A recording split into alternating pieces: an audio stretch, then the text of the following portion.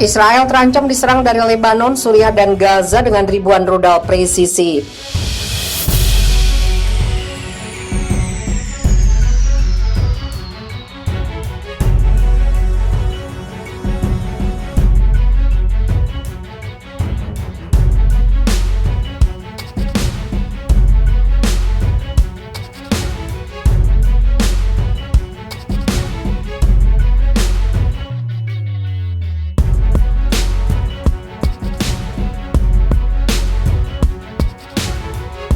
Tentara Israel tidak siap untuk perang multifront dan akan diserang dengan ribuan rudal presisi dari Lebanon, Suriah, dan Gaza. Pengakuan itu diungkapkan Purnawirawan Mayor Jenderal Angkatan Darat Israel, Itzhak Brig. Menurut situs web Megaphone News, Brig menekankan perang berikutnya yang berpotensi dihadapi Israel akan bersifat internal.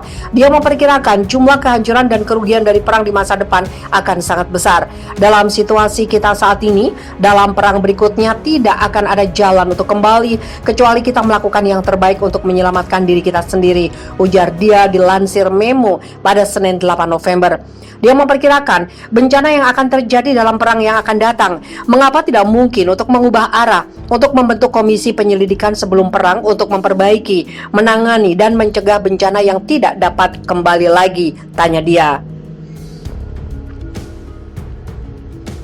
Semuanya dimulai dan diakhiri dengan budaya organisasi, manajerial, dan kepemimpinan yang korup di tentara Israel. Pensiunan veteran tentara Israel itu menekankan tidak mungkin membangun tentara yang menang di atas fondasi yang bobrok dan runtuh.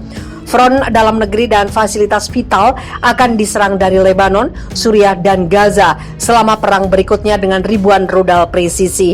Ini bukan ramalan kemarahan, ini adalah kebenaran, pungkas dia.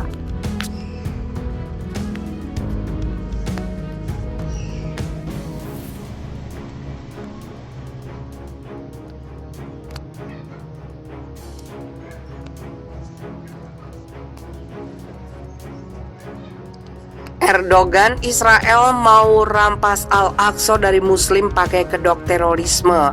Presiden Turki Recep Tayyip Erdogan mengatakan penutupan Masjid Al-Aqsa dilakukan oleh Israel karena mereka sedang berusaha mengambil alih Al-Aqsa dari umat Muslim. Alasan keamanan yang selama ini digembar-gemborkan hanyalah kedok. Semua orang yang mengenal bagaimana Israel sadar bahwa pembatasan Masjid Al-Aqsa dilakukan bukan karena masalah keamanan. Israel mencoba untuk mengambil Al-Aqsa dari umat Islam dengan kodok upaya melawan terorisme, katanya, yang diwawancara pada pertemuan Partai Keadilan dan Pembangunan di Ankara, seperti dilansir dari laman Middle East Monitor. Pada kesempatan tersebut, Erdogan juga menekankan bahwa alasan Israel menutup Al-Aqsa untuk melawan terorisme sangat tidak bisa diterima. Alasan itu juga dikecam keras oleh Ketua AKP.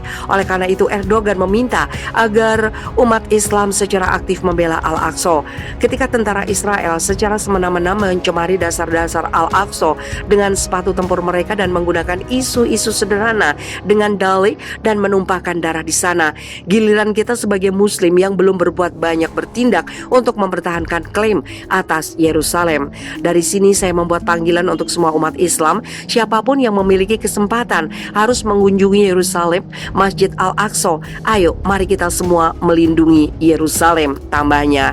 Pada kesempatan sebelumnya, Erdogan juga menyatakan kecaman atas krisis di tanah Yerusalem itu. Dia menyebut Israel telah menggunakan kekuatan berlebihan untuk melumpuhkan umat Muslim di sana. Karenanya, dia minta intervensi dari masyarakat internasional untuk membela hak umat Muslim atas Masjid Al-Aqsa.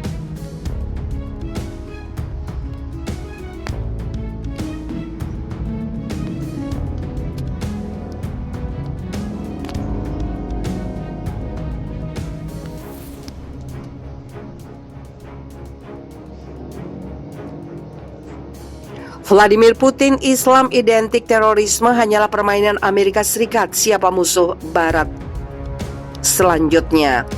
Antara 2015 sampai 2017, sutradara besar Oliver Stone melakukan beberapa kali wawancara dengan Presiden Rusia Vladimir Putin. Serangkaian wawancara itu lantas ditayangkan dalam seri dokumenter TV tahun 2017 berjudul The Putin Interview. Dokumenter itu menjadi monumental karena digarap dengan sudut pandang sinematik khas Oliver Stone terhadap salah satu pemimpin besar dunia yang disegani. Dalam satu perbincangan, Oliver Stone bertanya, di Rusia banyak kaum muslim, bagaimana pemerintah mengawasi orang muslim di Rusia? Menanggapi pertanyaan itu, Vladimir Putin menjawab, mengapa orang muslim harus diawasi? Rakyat Rusia banyak yang muslim. Di Moskow saja ada 15% orang muslim, tidak pernah ada masalah. Kami tidak pernah menganggap orang muslim masalah. Anggapan itu hanya politik Amerika Serikat dan sekutunya. Terorisme misalnya, kapan Islam mulai diidentikan dengan terorisme? Setelah Perang Dingin berakhir, katanya retoris saat Oliver Stone terus memperhatikan. Dengan gaya bicaranya yang tenang dan mendalam, Vladimir Putin menyebut bahwa Amerika Serikat butuh musuh baru agar industrinya berputar. Menurut dia, usai Perang Dingin dan bubarnya Uni Soviet, tidak ada lagi musuh dunia barat yang disebut Blok Timur. Saat elang dan beruang berdamai, Vladimir Putin heran NATO masih ada, bahkan terus memperkuat diri sampai hari ini. Untuk apa NATO dipertahankan bahkan diperluas? Bukankah Rusia tidak lagi menjadi musuh Amerika Serikat? Lalu siapa musuh NATO? Amerika Serikat selalu tidak konsisten dengan ucapannya. Berbuat sesuka hati, itulah bahayanya adik kuasa tunggal di dunia, katanya. Vladimir Putin menjelaskan dia tidak terkejut saat Barack Obama memimpin Amerika Serikat dan mengingkari janji. Barack Obama pernah menyebut akan ada menutup penjara Guantanamo yang kontroversial. Namun sampai masa kepemimpinannya digantikan Donald Trump, penjara Guantanamo aktif beroperasi. Rusia dan dunia sudah biasa menyaksikan inkonsistensi Amerika Serikat, kata Vladimir Putin. Hal lain yang menurut dia menjadi ironi adalah nasib Islam dunia hari ini. Dia menggambarkan Islam saat ini sama seperti Uni Soviet pada masa Perang Dingin. Kala itu Uni Soviet jadi korban propaganda dunia barat hampir di segala aspek kehidupan. Vladimir Putin lantas menyinggung serbuan Amerika Serikat ke Irak dengan dalih adanya senjata pemusnah massal. Setelah Irak koyak, Amerika Serikat menciptakan ISIS guna memastikan konflik di Timur Tengah terjaga. Ketika masyarakat dunia jenuh dengan isu terorisme Islam yang digaungkan Amerika Serikat, dia sudah menerka pihak mana lagi yang akan diciptakan sebagai musuh Amerika Serikat. Dalam perkembangan terbaru, dunia menyaksikan kebangkitan China sebagai ancaman perekonomian Amerika Serikat. Banyak pakar hubungan internasional sudah menyimpulkan bahwa perseteruan Washington dan Beijing akan semakin meruncing, ditambah lagi dengan ketegangan di Laut Natuna Utara. Penarikan pasukan Amerika Serikat dari Afghanistan juga diduga kuat sebagai bentuk pengalihan fokus pendanaan militer untuk sesuatu yang lain pada masa mendatang.